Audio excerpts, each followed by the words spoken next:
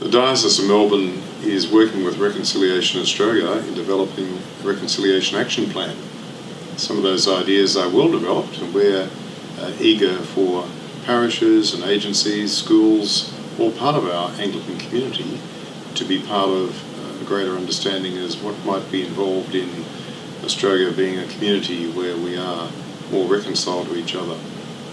It's an emerging truth for more people that the history of Australia is not one that is founded on justice or on equal participation. Many of our founding myths, when they're interrogated, are quite empty of the story of equality and sort of vision Christians would have for a world where people are treated with dignity.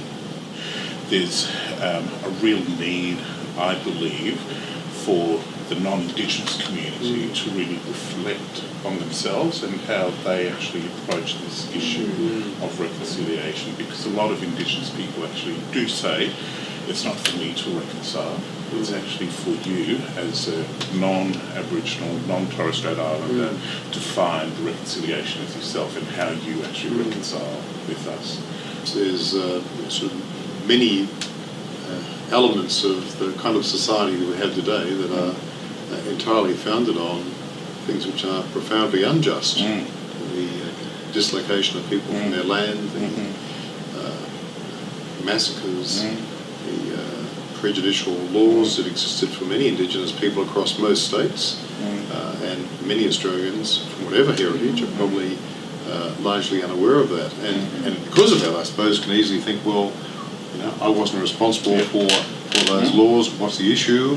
And I think sometimes the unfair and unjust expectation on Indigenous people to exercise the grace of forgiveness without people really owning that, well, most of us, the majority Australian population, benefits greatly from the fruits of that injustice. So it fails to recognise the intangible damage that people and communities have actually gone through, given the history of settlement. It's not right for people to simply go and whitewash, if I can use that term, by saying, well, you have your benefits, you get welfare payments, you get housing, you get all of this, you get that.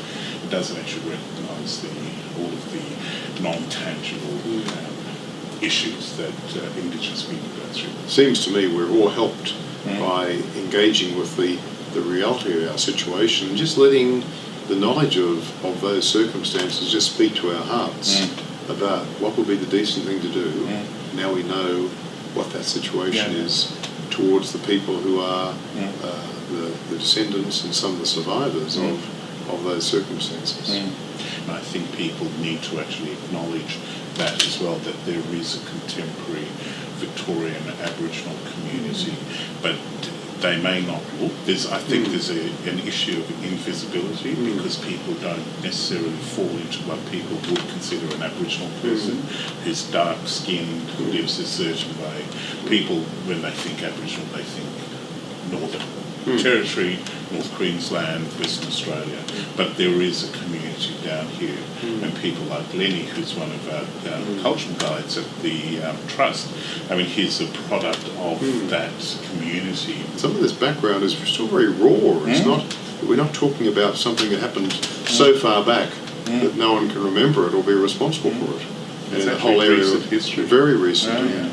It's exciting to learn that the Koorie Heritage Trust is going to be now situated at Federation Square, a place that's well known to Anglicans, being quite adjacent to St Paul's Cathedral and our centre there. So what do you hope that relocation from West Melbourne over to Federation Square will achieve for the Trust? Here, I mean, we sit in King Street. We are on the fringe of the CBD, and in a way that's where Aboriginal Indigenous communities have been for a long time, sitting on the fringe of society.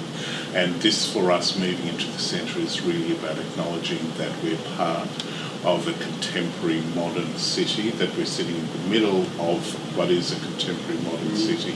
And it's actually profiling the fact that there is a strong community here. So when I was talking previously about the invisibility of Aboriginal people and community in Victoria, this is really about making it visible. So it's very exciting for us, the fact that we are going into the centre of Melbourne. Mm.